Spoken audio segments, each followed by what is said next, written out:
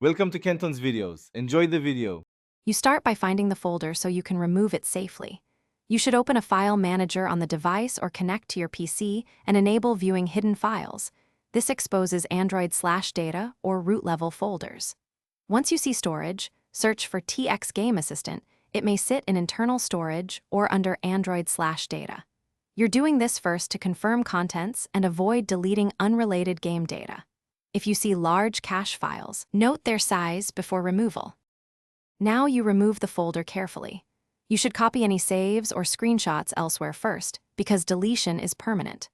Once backed up, use the File Manager's Select function to delete Txgameassistant.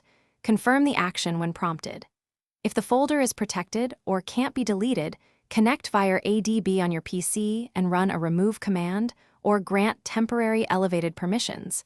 This bypasses app-level locks. Make sure to double-check you targeted the correct folder. Finish by verifying the folder is gone and the system is stable. You should reboot the device and recheck storage to confirm space was freed. That proves the deletion succeeded. If the game or system recreates Txgameassistant, it's because an app expects it.